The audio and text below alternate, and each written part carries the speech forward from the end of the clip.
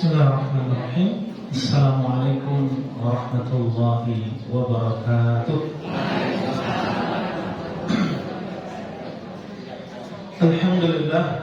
Alhamdulillahilladzi unzila al-Qur'an hudan lin-nasi wa bayyinatin minal huda wal furqan. Ashhadu an la ilaha illallah wahdahu la syarika lah wa ashhadu anna Muhammadan abduhu wa rasuluh sallallahu alaihi wa alihi wasallam la nabi wa la rasul ba'da amma ba'd. Faqad qala Allah ta'ala fil Qur'anil Karim na'udzu billahi as-sami'il 'alim minasy syaithanir rajim. Ya ayyuhalladzina amanu taqullaha haqqa tuqatih wa la tamutunna illa wa antum muslimun. Kaum muslimin, Bapak-bapak, Ibu-ibu jemaah rahimani rahimakumullah jami'an, sama-sama kita bersyukur pada Allah pada pagi hari ini. Allah Subhanahu wa taala masih memberikan kepada kita kesehatan, masih berikan kepada kita panjang umur, kesempatan untuk beribadah kepada Allah, untuk belajar, hadir dalam majelis ilmu ini. Mudah-mudahan apa-apa yang telah kita lakukan dicatat oleh Allah sebagai amal saleh bagi kita semua insyaallah, dan mudah-mudahan kita semua bisa istiqamah dalam kebaikan dan dalam ketaatan sampai akhir hayat kita. Amin Allahumma amin. Kemudian salawat dan salam semoga selalu terlimpah curahkan buat junjungan kita, uswah hasanah kita, yaitu Nabi besar kita Muhammad sallallahu alaihi wasallam. Mudah-mudahan kita semua mendapatkan syafaat dari baginda Rasulullah SAW nanti di yaumil kiamat dan bersama dengan Rasulullah SAW di surga kelak. Amin Allahumma amin. Bapak Ibu sekalian rahimani wa rahimakumullah, pada pagi hari ini sebagaimana yang kita ketahui, pembahasan kita pada hari ini adalah tentang keadaan umat Islam di akhir zaman. Jadi bagaimana atau apa yang disampaikan oleh Rasulullah SAW terhadap keadaan atau apa-apa yang menimpa umat Islam di akhir zaman. Dan kita saat ini sudah mulai berada di akhir zaman. Ya. Intinya sudah dekat dengan hari kiamat gitu. Ya. Maka dari itu kita ingin tahu dan atau kemudian kita harus mengetahui bagaimana keadaan umat ini di akhir zaman sebagaimana disampaikan oleh Rasulullah SAW. Karena kita memahami dan bahwasanya apa-apa yang terjadi pada setiap zaman itu sudah disampaikan oleh Rasulullah SAW. Yang kita harus meyakini semua apa-apa isyarat yang disampaikan Rasulullah SAW, karena semua yang disampaikan oleh Rasulullah SAW itu terbukti, ya, dan itu menjadi kenyataan. Nah, tentu kemudian di akhir zaman ini akan banyak kita temuin fitnah-fitnah, ya. Fitnah itu sebab para ulama menjelaskan banyak maknanya. Fitnah itu bisa bermakna perpecahan, bisa memakna dengan terjadinya pembunuhan, atau kemudian ujian-ujian yang sangat besar yang menimpa umat ini. Setidaknya dari atau fitnah tersebut ada dua fitnah besar yang akan menimpa umat ini, atau bahkan sudah menimpa umat ini. Dua fitnah itu adalah fitnah syubhat dan fitnah syahwat.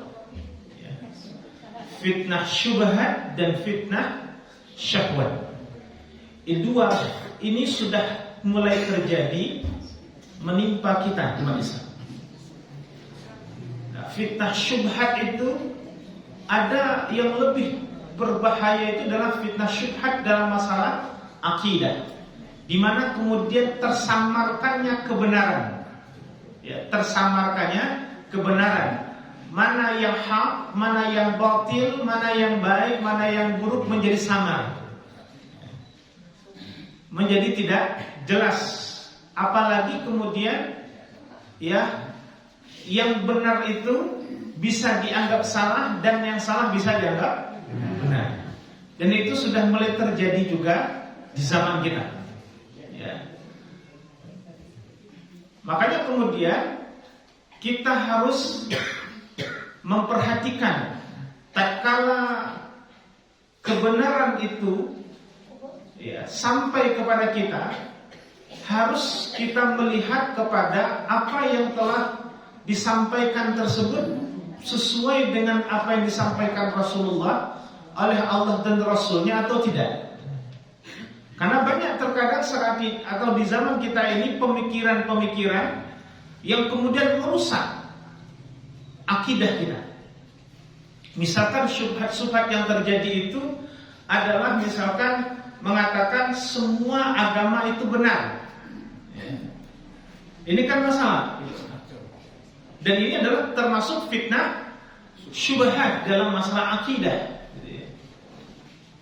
Dan ini terjadi di zaman kita. Padahal Islam atau Allah dan Rasulnya, terutama dalam Al-Quran sudah menjelaskan kepada kita, inna dina indallahil Islam. Sesungguhnya agama yang datang dari sisi Allah itu hanya Islam. Semua agama para nabi dan rasul semuanya adalah Islam. Karena tugasnya itu adalah sama, visi misinya sama. Walaqad ba'atna fi kulli ummatir rasul an ya'budullaha wajtanibut taghut. Tidaklah pada setiap umat itu aku akan utus rasul. Dalam artian sungguh pada setiap umat itu akan aku utus rasul. Tugasnya apa? An ya'budullaha wajtanibut taghut. Menyeru manusia untuk menyembah hanya kepada Allah saja dan jauhi sesembahan selain dari Allah. Jadi tugasnya para nabi dan rasul itu adalah satu.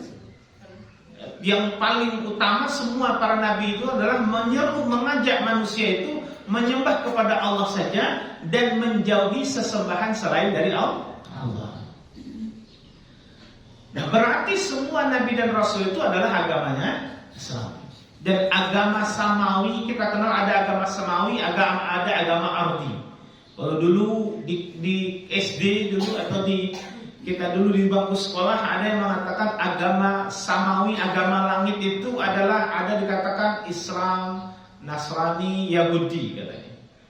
Sementara Hindu, Buddha dan lain sebagainya itu agama bumi, agama ardi. Dan ini adalah pemikiran yang menyimpang juga. Karena agama samawi, agama langit itu cuma satu, adalah Islam saja. Ya. Makanya wa may yabtaghi ghairal Islam dinan falan yuqbal minhu fa huwa fil akhirati minal khasirin. Siapa yang mencari agama selain dari Islam, agama itu ditolak, tidak diterima oleh Allah. Dan mereka yang mencari agama selain dari Islam itu, mereka pada hari kiamat nanti akan berada dalam keadaan merugi. Ya.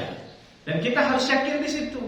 Satu-satunya agama yang benar itu adalah Islam. Harus yakin. Ya. Dan kita tidak boleh berkeyakinan semua agama itu benar. Jangan. Itu menyalahi apa yang disampaikan oleh Allah dan Rasul. Walaupun kita menghormati adanya agama-agama selain dari Islam, tidak boleh kita memerangi mereka selama dia tidak memerangi kita. Tidak boleh kita zalim kepada mereka, tidak berlaku adil kepada mereka selama dia tidak mengganggu kita. Gitu. Dan berarti dalam Islam itu ada yang disebut dengan kita menghargai yang namanya yang disebut dengan pluralitas. Gitu. Adanya agama-agama selain dari Islam. Tapi jangan ada pemikiran yang disebut dengan pluralisme, yaitu mengatakan semua agama itu benar. Itu adalah pemahaman yang salah. Jadi kita yakin satu-satunya agama yang benar adalah Islam. Walaupun mereka orang Nasrani, orang Yahudi juga mengatakan berkeyakinan agama mereka lah yang paling betul. Dan kita juga seperti itu. Dan kita meyakini hal tersebut. Yang penting kita harus saling menghormati. Ada toleransi, tapi jangan toleransi yang kebablasan. Ya, jangan sampai toleransi yang kebablasan. Ini nanti ada orang Natalan ikut Natalan bersama. Ini toleransi kebablasan. Ya. Makanya kalau dalam urusan dunia kita bersama boleh. Berbisnis dengan orang di luar Islam boleh. Tapi kalau udah urusan agama, lakum dinukum. Nah ini harus paham kan? Di agamaku, agamamu. Jadi nggak usah dicampurkan. Nah Bapak sekalian, fitnah syubhat itu bisa dilawan, bisa ditangkis, bisa dibentengi dengan apa? Dengan ilmu. Ya, adanya ilmu pengetahuan kita sehingga kita bisa membedakan mana yang hak, mana yang batil, mana yang baik, mana yang buruk. Makanya yang menjadi benteng untuk melawan fitnah syubhat itu adalah ilmu. Sementara yang kedua adalah yang disebut dengan fitnah syahwat. Yang bisa membentengi fitnah syahwat ini adalah kesabaran. Ya, adalah sabar. Ya. Karena memang kemudian syahwat itu luar biasa pengaruhnya atau merusaknya. Ya. Ini pun juga menjadi fitnah bagi kita. Fitnah terhadap kekuasaan, syahwat terhadap kekuasaan, syahwat terhadap yang kemudian yang syahwat terhadap dunia. Ini juga nanti harus hati-hati kita. Karena harus kita bisa menghadapi fitnah ini. Jadi fitnah syubhat dilawan dengan dibentengi dengan ilmu, fitnah syahwat dibentengi dengan kesabaran. Ya. Sabar dalam hal apa? Dalam 3 hal. Sabar kita dalam menahan diri kita dalam ketaatan. 2, sabar untuk menahan diri kita untuk tidak bermaksiat kepada Allah. Dan yang ketiga adalah sabar menerima takdir Allah yang tidak kita sukai. Baik sekalian Allah, sekarang kita masuk. Apa saja isyarat dari Rasulullah SAW yang menjelaskan tentang keadaan umat Islam di akhir zaman itu? Yang pertama, ya, keadaan umat di akhir zaman dan sudah mulai kita lihat di zaman kita ini adalah umat Islam itu susah bersatu dan mudah diadu domba. Sudah terjadi belum? Sudah ya.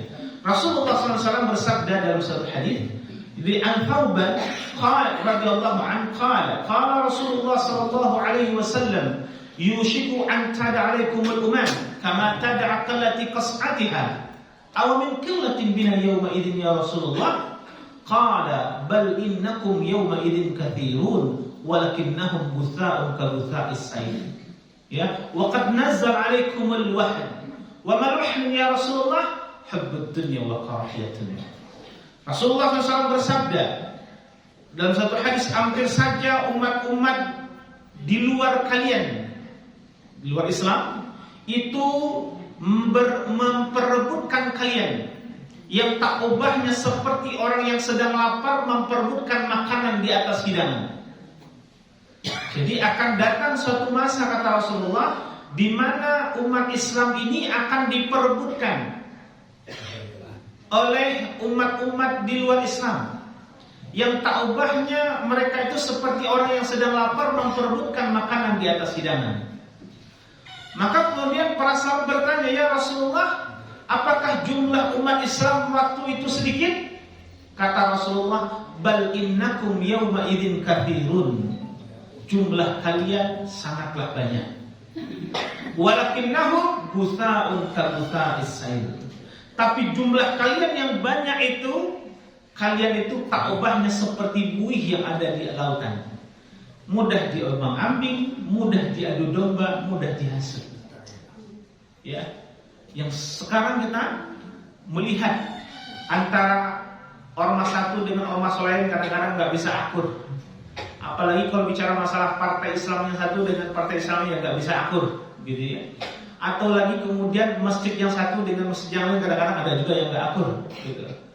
Dan memang kemudian adalah kita itu di zaman ini adalah zaman yang luar biasa fitnahnya, di mana kemudian kita ini mudah diadu domba. Sesama saudara muslim kita saja, sesama muslim saja kadang-kadang kita susah untuk bersatu.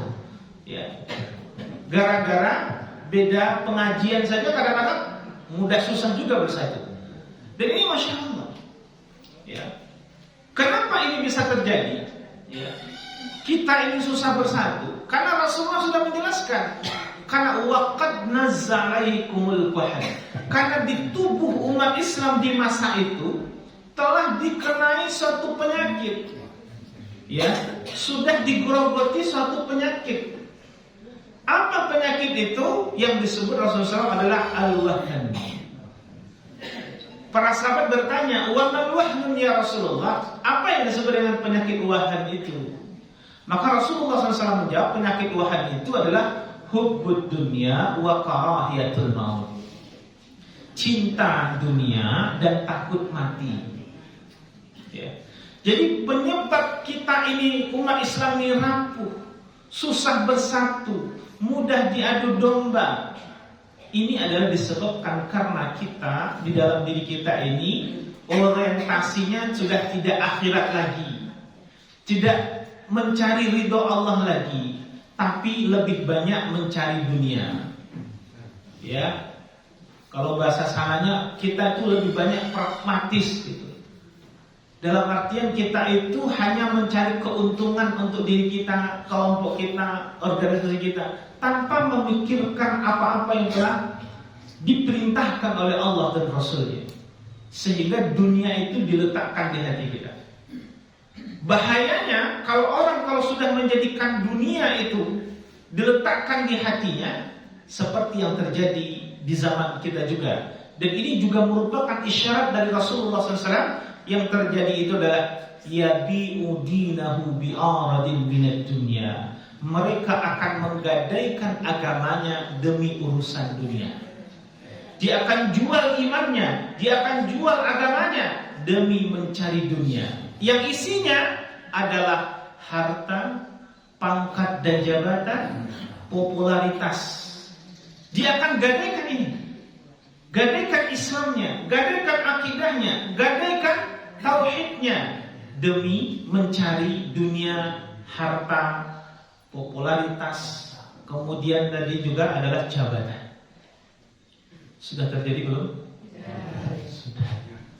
Bapak Ibu sekalian, ini keadaan kita saat ini. Padahal kalau kita umat Islam ini terlalu cinta terhadap dunia, sebagaimana kemudian Rasulullah SAW menjelaskan kepada kita dalam satu hadis itu adalah idza azamatul ummati dunya nuziyat minha haibatul Islam.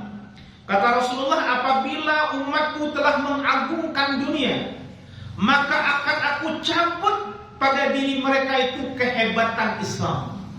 Ya. Jadi kalau sekiranya umatku ini, kata Rasulullah, sudah mengagungkan dunia, sudah menjadikan dunia sebagai tujuannya, maka akan aku cabut kehebatan Islam pada diri mereka. Hati-hati, ya. Jangan sekali-kali kita diperbudak oleh dunia. Dunia ini tinggal hanya berapa tahun lagi dari dunia ini. Orientasi kita, tujuan kita adalah kampung kita yang sebenarnya, akhirat. Mudik yang sebenarnya itu akhirat. Ya, kita mudik di dunia itu harus punya bekal yang banyak. Bahkan bisa setahun persiapannya mau mudik. Nanti Lebaran tahun depan mau mudik lah. Itu nabungnya mungkin sudah setahun. Tapi ada perjalanan yang paling jauh, kemudian mudik yang paling jauh itu adalah kampung akhirat kita. Kita akan melewati luar biasa masih lama. Kita baru melewati alam ruh, alam rahim, dan alam dunia. Masih ada alam barzah. Masih ada hari berbangkit. Masih ada padang mahsyar yang lamanya 50.000 tahun kita di sana.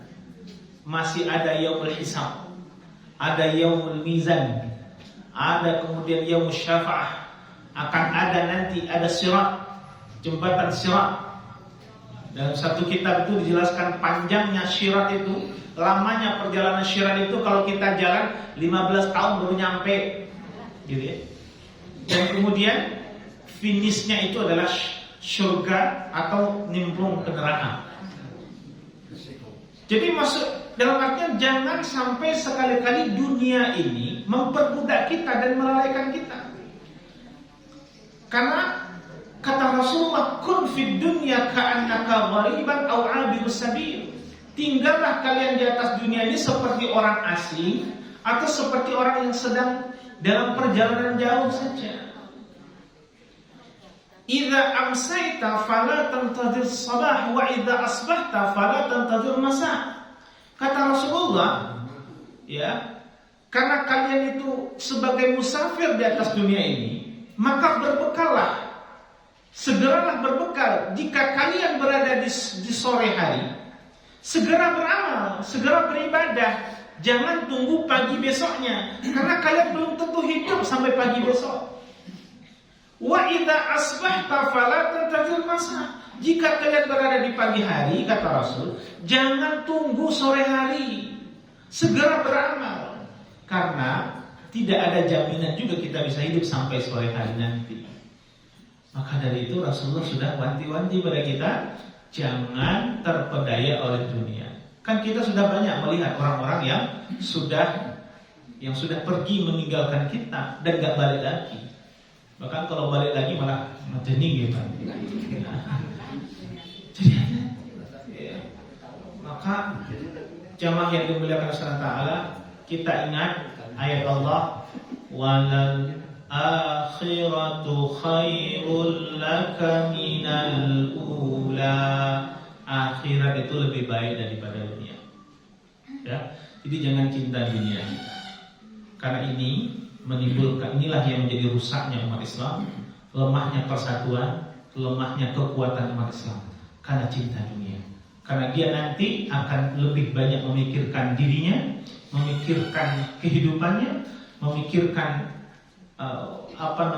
memikirkan kelompok mereka, sehingga rapuhnya persatuan umat Islam. Dan ini sudah disyaratkan di akhir zaman ini kita akan menemui masa-masa yang kita itu susah untuk bersatu. Ya, susah untuk kita untuk bersama-sama untuk menjaga agama Allah ini terkadang. Ada orang yang ingin menjaga, ada yang meruntuhkan. Apalagi di negeri kita ini atau di beberapa negeri yang lain, itu ada orang-orang yang disebut dengan orang munafik gitu ya. Yang mereka itu juga akan menjadi musuh dalam selimut ya. Dalam artian susah kadang-kadang dideteksi, sehingga kemudian dia itu bekerjanya bukan untuk Allah, tapi bekerjanya untuk musuh-musuh Allah gitu ya. Maka perlu kita jaga diri kita, jaga iman Islam kita, jangan sampai kita melenceng dari aturan-aturan Allah ini. Nah, jadi poin pertama yang terjadi atau yang menimpa umat Islam di akhir zaman itu adalah umat Islam itu terkena penyakit hubud dunia, sehingga susah untuk bersatu dan sehingga rapuh, gak ada kekuatan, diperebutkan oleh orang-orang di luar Islam. Ini yang pertama. Yang kedua adalah yang akan terjadi nanti pada akhir zaman itu adalah Islam ini akan tinggal namanya dan Al-Quran hanya tinggal tulisannya.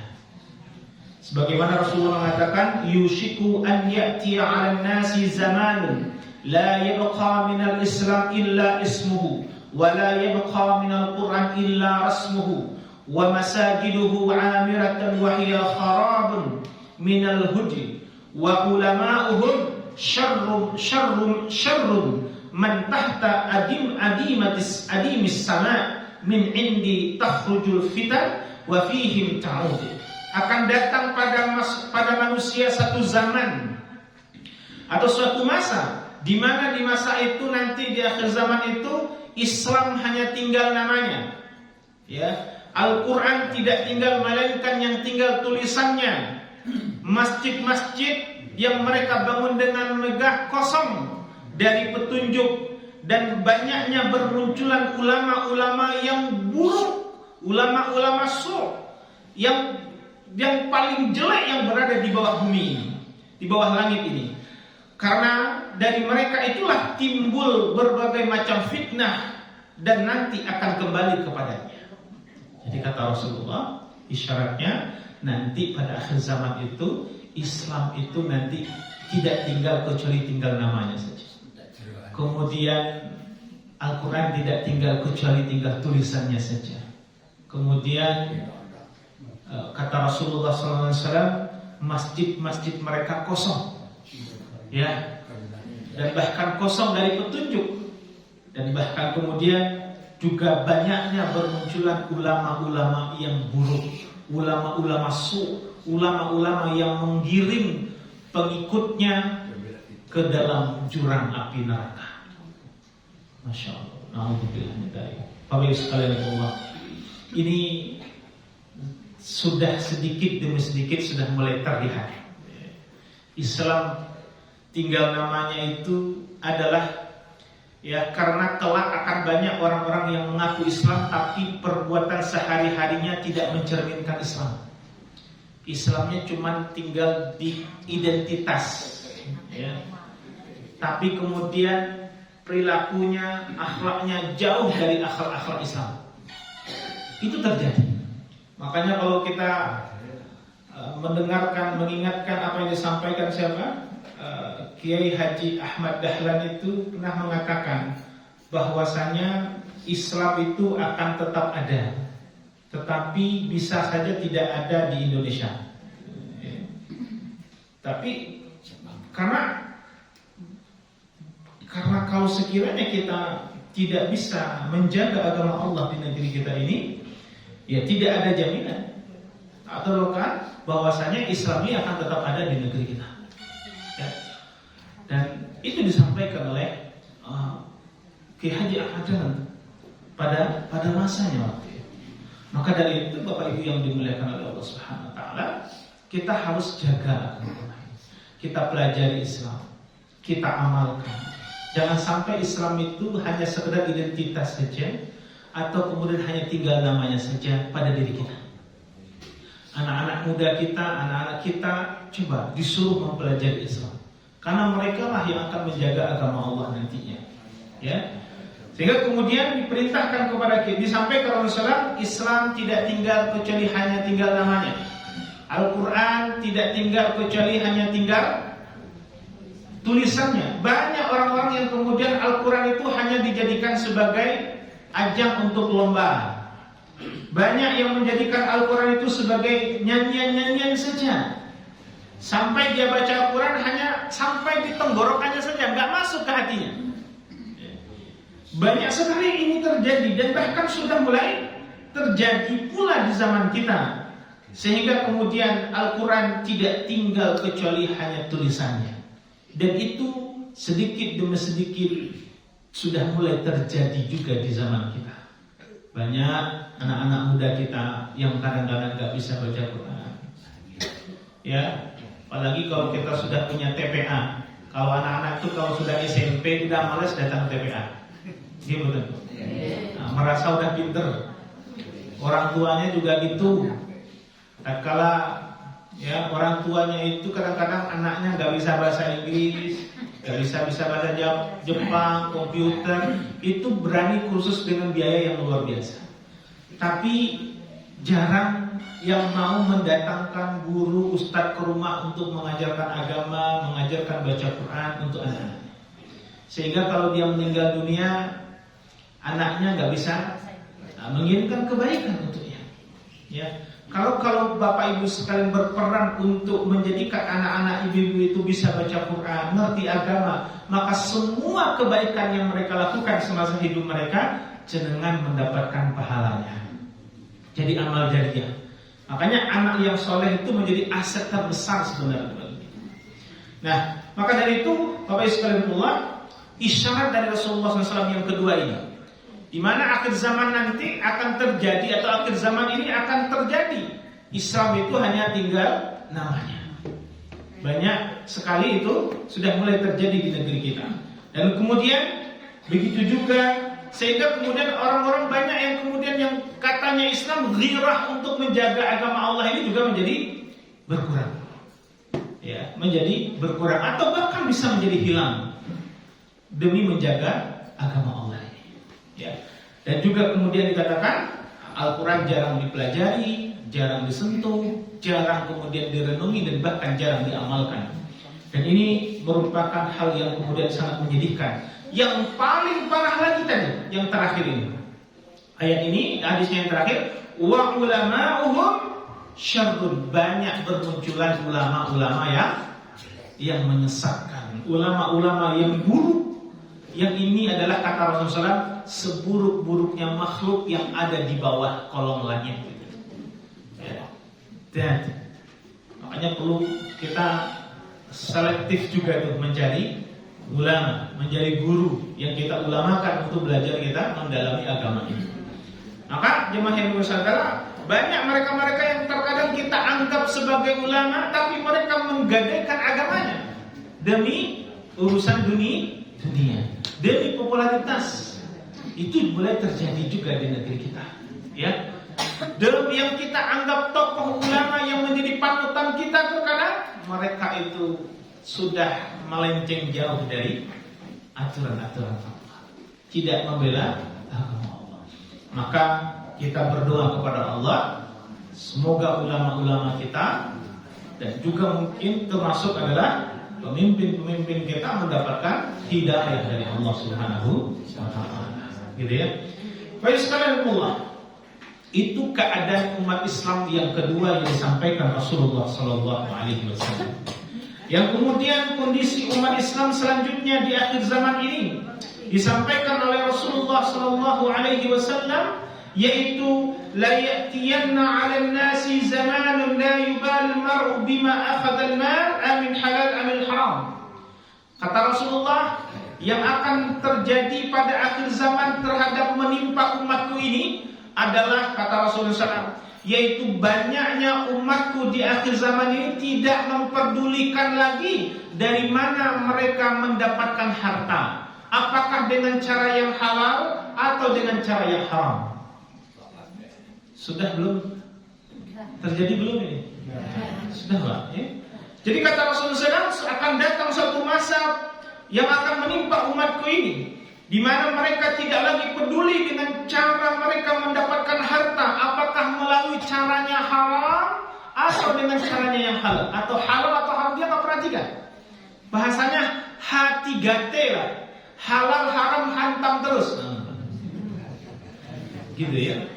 Karena mikirnya gitu. Yang penting saya punya uang, yang penting anak saya bisa sekolah, yang penting saya bisa bangun rumah, yang penting saya bisa beli mobil, bisa beli motor. Dari mana uangnya?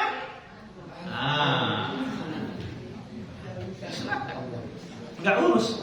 Mau mengambil hak orang lain, yo monggo, dan dia siap.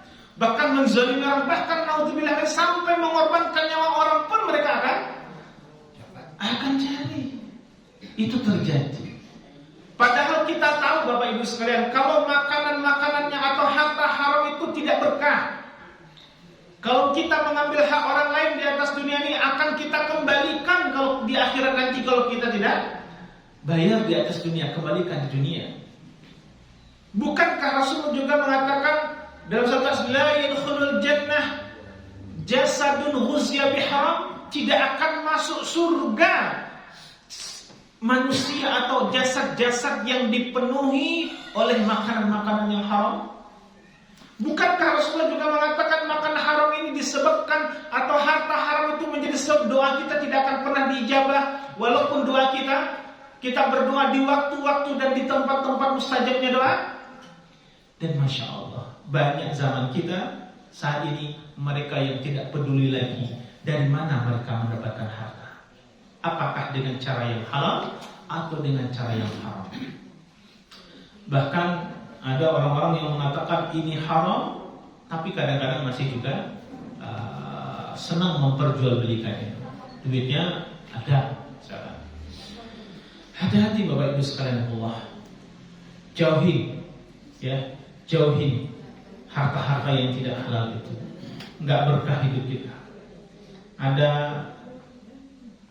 tanah orang, jangan diambil. Di masyarakat kita kadang-kadang ada nggak ya? Ada. Senyolong tanah wong. Ada. Akeh kok Banyak. banyak banget ya. Banyak. Jadi kata Rasulullah, satu jengkal saja yang kita ambil dari tanah orang. Kata satu jengkal saja yang diambil dengan cara yang zalim, itu kita akan dihimpitkan 7 lapis bumi di hari kiamat. Ya, dihimpitkan nanti di neraka itu kepada kita 7 lapis bumi. 1 jengkal. Apalagi 500 meter. Dari 500 meter tuh yo gak ada nih. Harus hati-hati. Kita nggak mungkin bisa selamat di dunia. Mungkin kita kemudian bisa lulus dunia mungkin karena kita punya kekuasaan, punya banyak relasi. Tapi di hadapan pengadilan Allah itu tidak akan pernah selamat. Karena semuanya akan dibuka. Catatan amal kita akan dilihat nanti. Di yaumul hisab itu dikumpulkan catatan amal kita. Nanti setelah dikumpulkan ada yang disebut dengan masuk yaumul mizan, ditimbang mana yang baik, mana yang baik, mana yang buruk.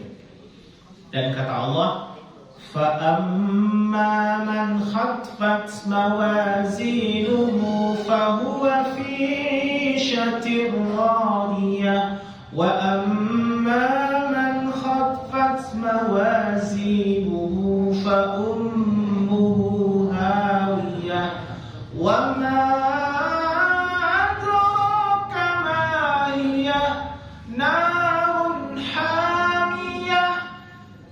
Allah katakan orang-orang yang timbangan kebaikannya itu lebih berat daripada timbangan keburukannya, maka mereka itu nanti akan dimasukkan ke dalam surga, mendapatkan kebahagiaan. Tapi sebaliknya, wa amma man khaffat mawazinuhu fa ummuhu hawiyah. Tapi siapa orang-orang yang timbangan kebaikannya lebih ringan daripada timbangan keburukannya, dimasukkan dia ke dalam neraka hawiyah. Tahukah kalian neraka hawiyah itu, kata Rasul, kata Allah, adalah neraka yang apinya itu adalah menyala-nyala. Nah, kira-kira nih timbangan kebaikannya sudah berat atau belum nih? Masya Allah. Ibu sekalian Allah, ini terjadi ya di negeri kita atau di zaman kita. Banyak orang-orang yang tidak peduli lagi bagaimana mereka mendapatkan harta. Padahal pertanyaan Allah nanti terkait dengan harta itu 2. Apa yang ditanya oleh Allah? Min aina tasabahu wa fima anfaqahu. Dari mana kalian mendapatkan harta? Cara mendapatkan harta itu bagaimana? Dan kemana dihabiskan? Ditanya. Kalau caranya haram, maka pasti hasilnya haram. Gak mungkin caranya haram, hasilnya halal itu gak mungkin. Ya, makanya proses itu ditanya oleh Allah, cara memperolehnya.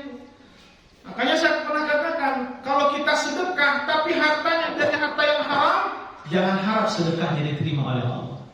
Yang paling parah lagi, ada orang yang berhaji, berumrah, belum berangkat, haji umrahnya udah gak diterima oleh Allah. Lantaran apa? Karena biaya yang dia diberang untuk berangkat ke sana itu adalah berasal dari yang tidak halal. Ya, uang hasil korupsi terus digunakan untuk berangkat umrah, diterima nggak? Ya enggak lah. Haji, bahkan hajinya plus misalkan gitu ya. Tapi uangnya hasil korupsi, nyolong tanah orang atau misalkan nyolong harta orang, jangan harap hajinya diterima oleh Allah. Jangan harap mabrur hajinya. Jangan. Dan jangan harap doanya di sana dijawab oleh Allah. Kenapa? Karena innallaha thayyib la yuqbalu illa thayyib. Sesungguhnya Allah itu baik, tidak menerima kecuali yang baik-baik saja. Ada nggak orang haji tapi uangnya dari yang tidak halal? Ada. Hati. Jadi kita sedekah uangnya nggak halal, nggak diterima. Haji umrah kita nggak diterima oleh Allah. Ya, hati-hati.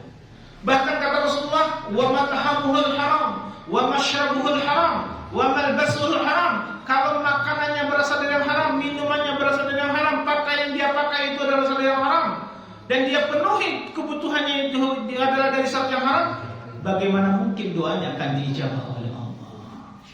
Ya, ini keadaan kita di akhir zaman. Banyak orang yang tidak memperdulikan lagi dari mana mereka mendapatkan harta, atau dengan cara yang halal atau dengan cara yang haram. Prinsipnya apa tadi? H3T. Oh, H3T itu halal, haram, hantam terus. Ya. Nah, yang penting sugih. Nah, setuku mobil, setuku macam-macam lah, ya. Ini masalah Bapak sekalian. Ya, hati-hati, jangan kita terpengaruh. Karena nggak berkah hidup kita kalau dipenuhi dengan sesuatu yang haram. Bahkan kata Allah ditempatkan di mana? Di neraka. Ya, la yadkhulul jannah jasadun ghuzziya biharam. Nggak masuk surga tubuh ini yang diberi makanan-makanan yang haram. Kalau ada nih di tubuh kita ini daging yang tumbuh dari sesuatu yang haram, maka yang membersihkannya nanti itu adalah api neraka. Itu yang membersihkannya nanti. Na'udzubillah min. Ini keadaan kita. Selanjutnya isyarat Rasulullah SAW yang akan menimpa umat di akhir zaman. Umat Islam di akhir zaman ini yang akan terjadi apa? Yaitu kata Rasulullah SAW, Islam itu akan kembali dalam keadaan asing. Rasulullah mengatakan bada'al Islam ghariban wa sayaudu ghariban fatuba lil ghuraba. Wa man ghuraba ya Rasulullah alladzina yasluhuna 'inda fasadin nas.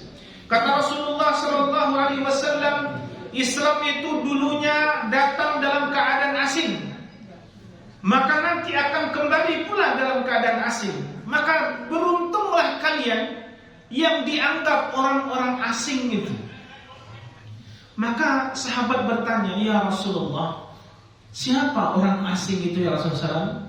Maka kata Rasulullah mengatakan, alladzina yasluhuna 'inda fasadin nas. Orang yang dikatakan asing itu adalah orang-orang yang mereka itu tetap berada dalam kebaikan, tetap berada dalam memegang Al-Quran dan Sunnah Nabi di tengah banyaknya orang-orang yang rusak, ya, di tengah banyaknya orang-orang yang meninggalkan agama ini. Makanya Rasulullah mengatakan yang akan terjadi pada akhir zaman menimpa umat ini adalah umat Islam ini kembali kepada, atau kemudian Islam itu akan kembali kepada keasingan. Jadi orang rajin ibadah, rajin ke masjid itu dianggap aneh. Ada ibu-ibu pakainya muslimah, tertutup auratnya, dianggap aneh.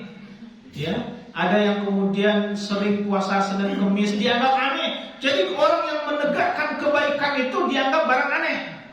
Namun orang-orang yang bermaksiat kepada Allah, orang-orang yang kemudian memperlihatkan auratnya dianggap biasa. Makanya kadang-kadang apa? Orang-orang yang ke masjid, rajin ke masjid kadang-kadang dicurigai.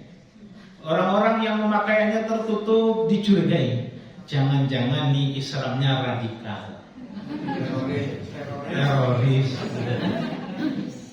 Jadi terjadi, sudah mulai terjadi. Ya, yang berjenggot dicurigai, yang kemudian celananya di atas mata kaki ada. Batu ireng, keningnya hitam, Masya Allah. Bahkan kemudian ada juga yang mengatakan yang suka menghafal Quran, senang tahajud, bangun malam, itu hati-hati, itu cikal bakal teroris. Ini apa-apaan ini? Itu yang menyampaikan itu adalah seorang profesor, doktor, macam-macam bahkan kiai atau mungkin ulama, ustadz yang sampai kemudian dia yang mengontarkan kata itu, dia mengaku Islam. Maka ini ulama su' dan hari ini mereka menimbulkan fitnah. Maka Bapak Ibu sekalian Allah, innal Islam bada'a ghariban wa sayaudu ghariban. Sungguhnya Islam itu datangnya dianggap asing, kembali nanti kepada kedalam asingan. Beruntunglah siapa-siapa yang dianggap asing. Siapa orang asing tadi? Orang-orang yang dia tetap memegang agama Allah, tetap dalam menjalankan Al-Quran dan Sunnah, tetap menghidupkan sunnah-sunnah Nabi di tengah banyaknya orang-orang yang rusak dan meninggalkan agama Allah. Bapak Ibu sekalian Allah, lalu sebenarnya masih banyak apa yang disampaikan Rasulullah SAW terkait dengan apa yang terjadi pada umat ini di akhir zaman, di mana dikatakan juga Rasulullah mengatakan umat pada yang akan menimpa umat Islam di akhir zaman itu. Saya tambahkan satu lagi adalah yaitu ya'ti 'ala nasi zamanun sabiru fihim 'ala dinihim kal qabid 'ala al-jahm. Kata Rasulullah SAW, yang akan menimpa umat Islam pada akhir zaman itu adalah di mana orang-orang yang memegang teguh agama Allah ini, ya, itu tak ubahnya seperti menggenggam bara api yang panas. Kalau dilepaskan kita tersesat, kalau digenggam itu sangat panas. Makanya dikatakan akan datang suatu masa itu adalah masa yang butuh kesabaran. Di mana kita memegang agama Allah ini, syariat Allah ini, menghidupkan agama Allah ini dianggap tidak baik. Bahkan kemudian kita itu sangat-sangat untuk memegang agama Allah sangat butuh kesabaran. Karena ujiannya semakin besar. Dan kemudian tadi kalau kita lepaskan genggaman bara api tadi, sesat kita. Maka butuh sabar. Makanya para ulama itu mengajarkan kepada kita bagaimana agar kita selamat di akhir zaman ini. Maka dijelaskan agar kita selamat di akhir zaman ini adalah pertama, kita harus banyak-banyak menuntut ilmu sehingga kita bisa membedakan mana yang hak, mana yang batil, mana yang haram, mana yang halal, mana yang sunnah, mana yang bid'ah, mana yang kemudian kesyirikan, mana yang tauhid. Ini kemudian harus memiliki ilmu. Yang kedua, agar kita selamat di akhir zaman ini adalah dengan kita memiliki kesabaran yang banyak. Harus bisa bersabar. Sabar itu saya katakan tadi apa? Dalam 3 hal. Sabar menahan diri kita, menjaga diri kita agar tetap taat. 2, sabar untuk menahan diri kita untuk tidak bermaksiat. 3, sabar menerima takdir Allah yang tidak disukai. Ya, makanya disampaikan la tusyrik billah. Ya, la tusyrik billahi syai'a walau qutilta aw huribta.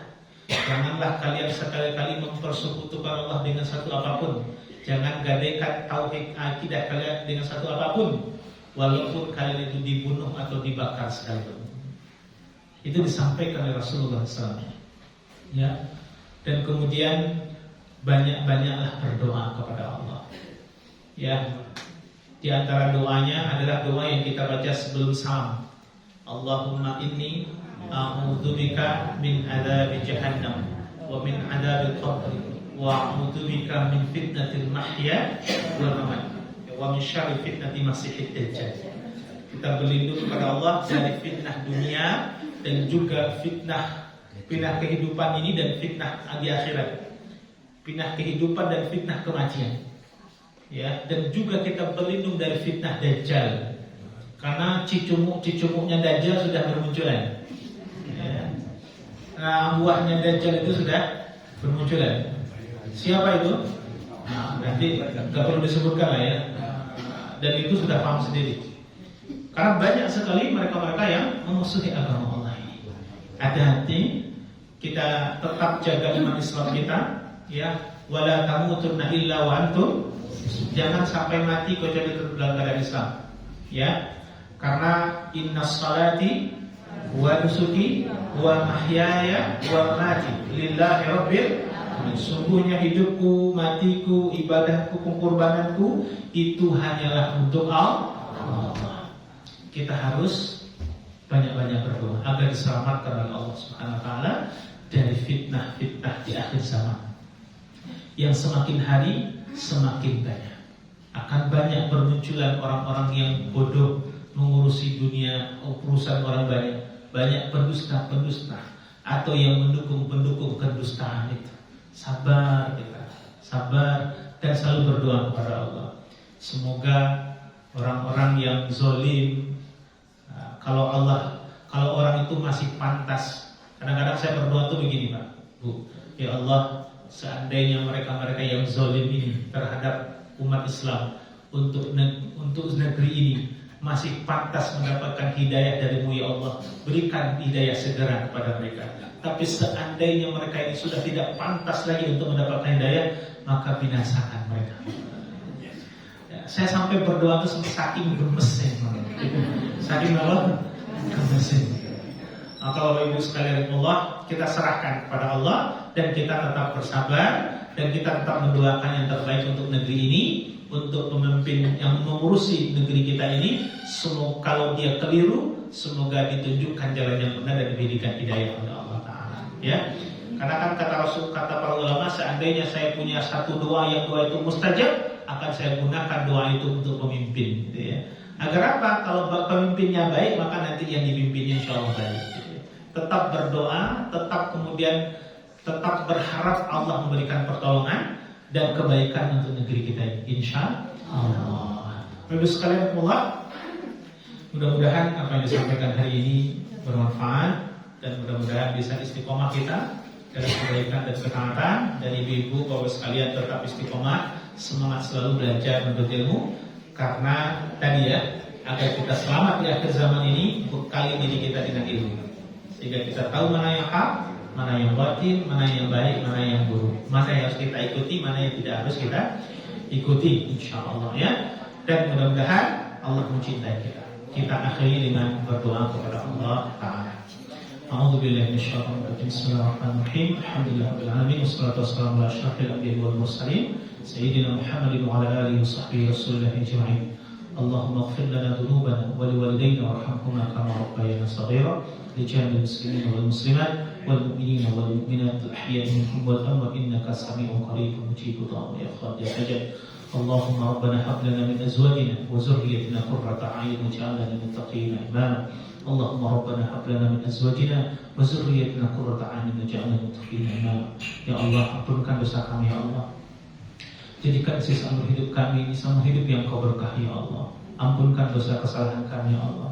Ya Allah, berikan kami harta, pekerjaan, keluarga yang Kau berkahi ya Allah, yang tidak membuat kami lalai dari beribadah dan mengingat-Mu ya Allah. Ya Allah ya Rabb kami mohon kepada-Mu ya Allah, jadikan keturunan kami keturunan yang saleh-salehah. Jadikan kami orang tua yang saleh-salehah. Jadikan kami pula anak-anak yang saleh-salehah ya Allah. Ya Allah, ampunkan dosa ibu bapak kami, sayangi mereka, cintai mereka, rahmati mereka ya Allah. Jadikan sisa hidup mereka sama hidup yang Kau berkahi ya Allah, yang Kau berikan hidayah dan petunjuk kepada mereka. Bagi orang tua kami, keluarga kami, guru-guru kami yang sedang sakit saat ini ya Allah, sembuhkan ya Allah. Angkatlah sakit mereka segera ya Allah. Jadikan sakit mereka sebagai pengukur dosa-dosa mereka ya Allah.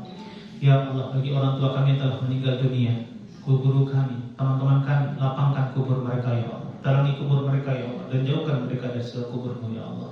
Kumpulkan kami dengan keluarga kami di surga-Mu kelak ya Allah, serta masukkan kami ke dalam surga tanpa hisab ya Allah, tanpa hisab ya Allah, tanpa hisab ya Allah. Ya Allah, selamatkan kami di dunia dan di akhirat ya Allah. Jauhkan kami dari fitnah-fitnah kehidupan dan fitnah kematian ya Allah, dan dari fitnah-fitnah dajjal. Rabbana atina fid dunya hasanah wa fil akhirati hasanah wa qina adzabannar. Wassallallahu ala Muhammad wa ala alihi washabbihi rasulillah ajma'in. Subhana rabbika rabbil izzati amma yasifun. Salam ala mursalin walhamdulillahi rabbil alamin. Sekalian mohon maaf atas segala kekurangan dan kekhilafan, yang benar datang dari Allah, yang salah dari saya pribadi. Wallahu a'lam bishawab. Subhanakallahumma wa bihamdika asyhadu an la ilaha illa anta astaghfiruka wa atubu ilaik. Assalamualaikum warahmatullahi wabarakatuh.